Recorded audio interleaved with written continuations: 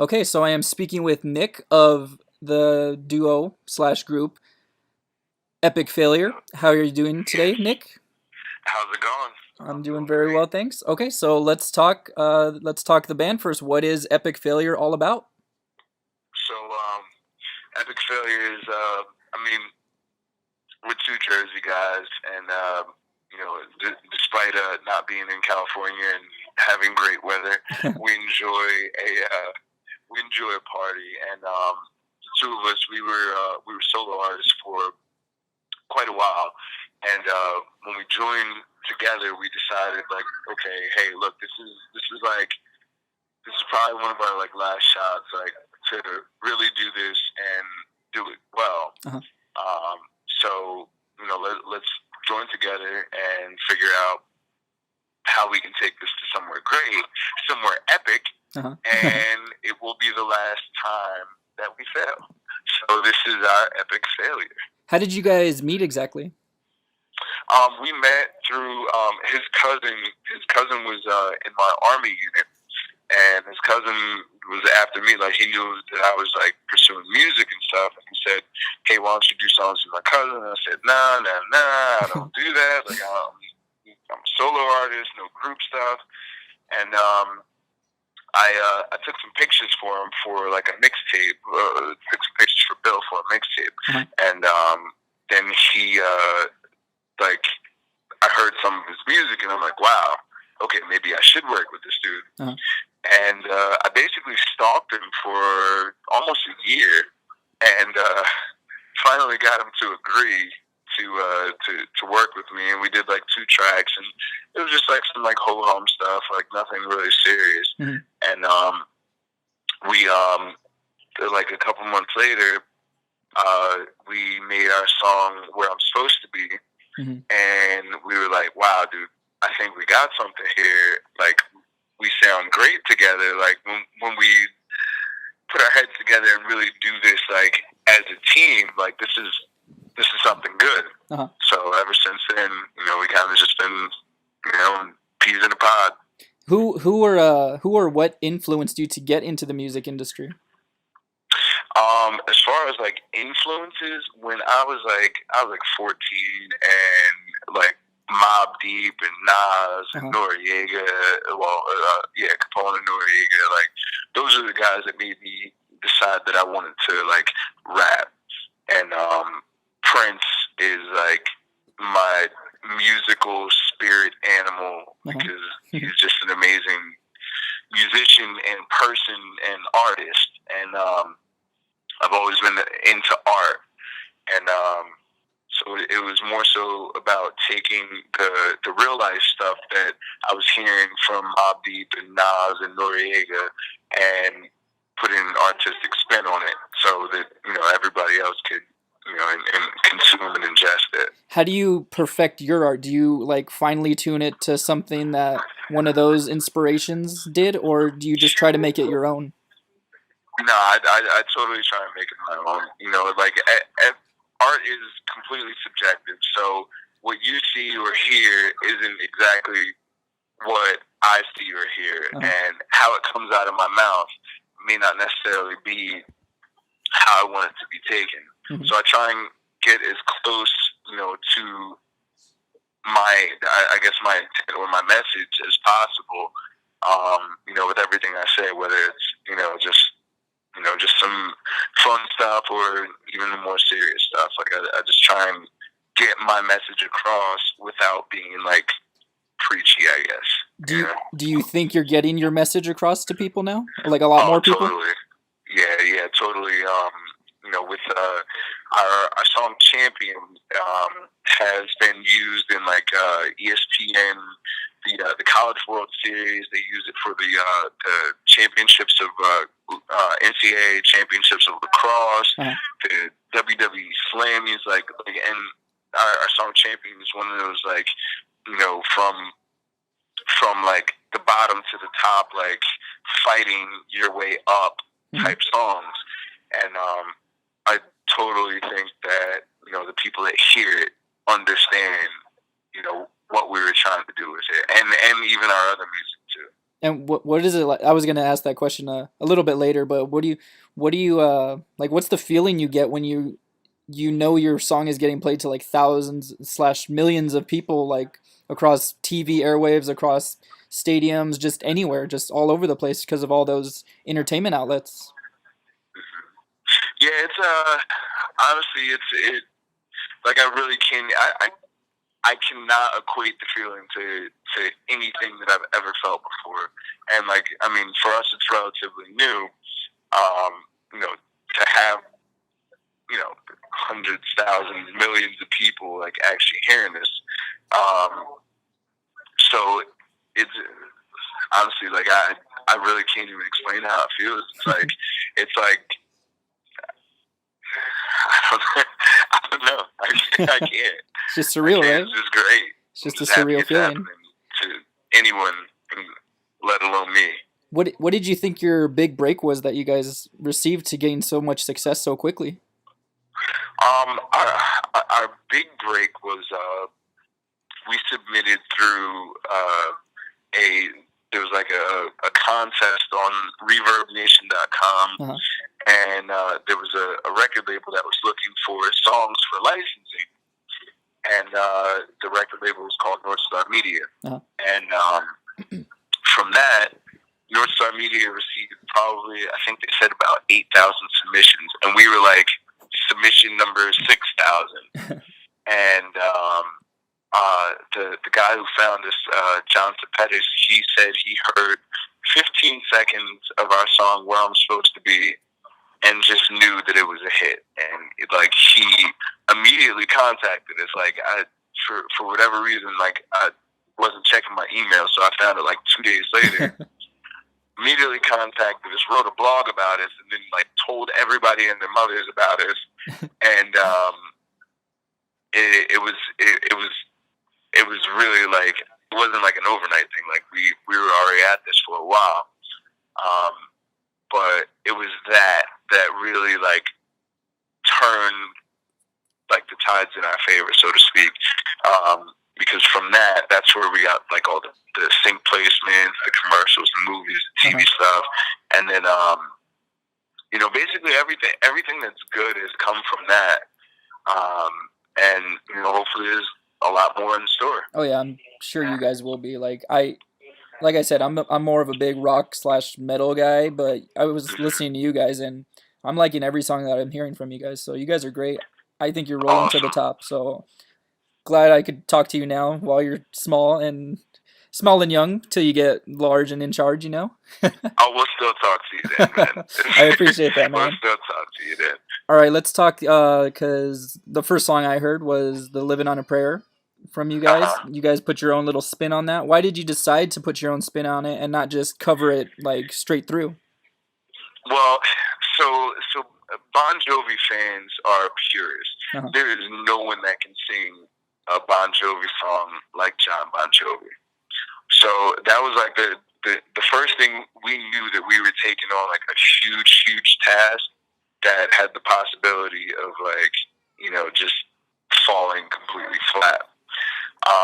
So initially we did like a straight up cover with like an original rap verse from me. And our manager, John, he said, look, like this is good. It sounds good, but we can do better. So like me and Bill, we were like, dude, what do we do? And instead of trying to, recreate what Jon Bon Jovi and his band did, we basically just took it a whole new direction with the same sort of motivation. Like we retold the same story of Tommy and Gina, but putting ourselves in their shoes, so to speak. And what's been the reception and feedback for that? The reception's been great. Jon Bon Jovi himself, actually, his brother Matt Bon Jovi found the song in his Facebook news feed and like immediately like messaged us like, "Hey, I don't know how I found this, but this is good. Do you mind if I share it with my brother?" And we were like, "Yeah, dude, please." And within minutes, he said that John wrote back and said, "Wow, amazing. Those were the words in quotes that he sent us in a Facebook message. Wow, amazing. And a few minutes after that, from the Bon Jovi Facebook page, Twitter, and on Bon Jovi's website, they had posted our video and song along with a little note that said a creative and cool rendition of "Living on a Prayer." Mm-hmm. Yeah, that's amazing that you guys like. I just figure like very few of like the greatest rock stars don't really hear new music, you know, but that they heard you guys, that was just amazing when I read that. And yeah. It's totally like, for real, like Cinderella story, you know? What would you choose more? Would you choose him recognizing the song or getting played to all these thousands and millions of people? Honestly, I want to go to the guy who it matters most to. The person who wrote it, like, they have the biggest connection to it. Jon Bon Jovi, Desmond Child, Richie Sambora, those guys have like the biggest connection to that song. Uh-huh. And honestly, it is one of like the biggest songs of like ever. Probably probably ever. You know, uh-huh. And it's so great to be recognized. Like, actually, all three of them ended up, blessing off on it and saying like, "Wow, this is great." So, have you guys got a chance to meet them at all, or not yet? Not just yet.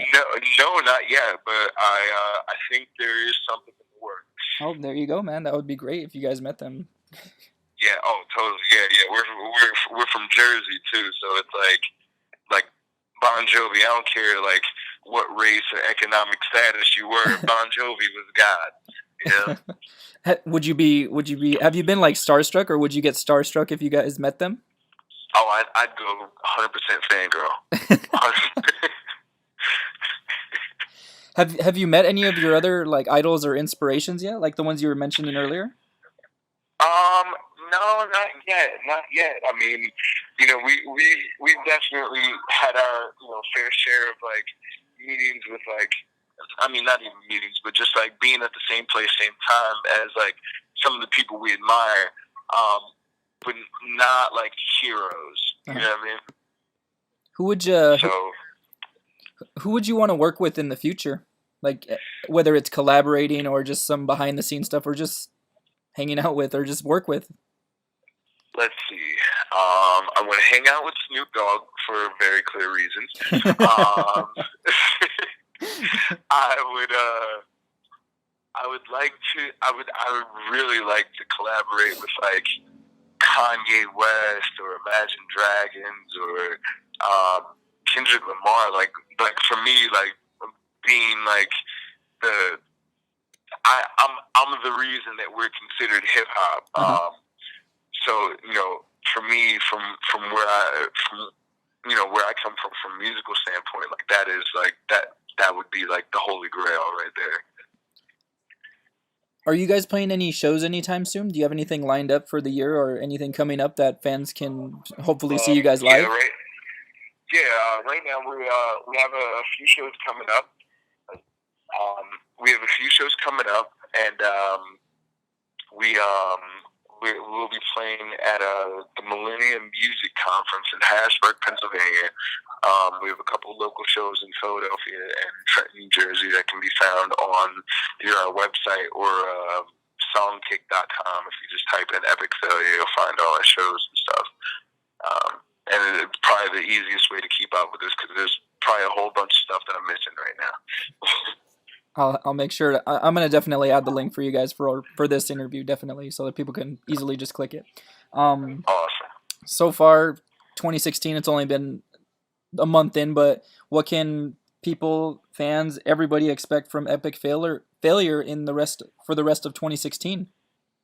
Well, for the rest of 2016, we're constantly working on new music and experimenting with like new sounds, new flows, and just like doing what we've been doing as far as like breaking genres where it's hip hop, but it's pop and it's rock and it's electronic, and we're still doing a lot of that, and more so now than ever. and I think we're well. I know we're working towards putting out an album this year. It's just up in the air kind of right now when it would come out. Mm-hmm. Okay, last question. You guys are very optimistic. I feel like you guys are very optimistic with your life, facing so much like adversity and negativity, even though you guys are like really young. But what would you say to people to inspire them that are like facing difficult times in their lives, that are struggling to make ends meet? What would you want to say to those people? Not just about music, of course, but just about anything. Like what would you say to them? You know, it's I honestly like we. I myself and Bill, we've both been, we've had our fair share of rough times and just fighting through it. Uh-huh. But to anyone out there that's like dealing with anything rough, whether it's financial, emotional, physical, whatever it is, it's you can't let other people's negativity, cast a black cloud on your day. Like, I mean, regardless of what it is, there's some things that are harder to like push to the side, but regardless, you are still alive, and like every day above ground is a gift. So, quite honestly, take it as such. Keep pushing, keep fighting, and don't give up on yourself, because when you give up on yourself, then everybody else gives up on you too. That's a perfect way, man. That's very cool of you to say. That was the last question I have, but is there anything else you want to say about you, about your fans, about anything at all? I mean, we love everybody that's like been around and supported Epoch Failure from like our beginnings in a 2-bedroom apartment with a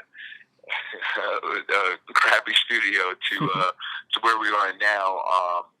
We thank everybody that's been around, thus far, and anybody who's coming up, anybody who hears this, like, thank you guys for listening and supporting, and we hope you enjoy the music, because if you don't, we're going to make some more music, and you're going to enjoy that.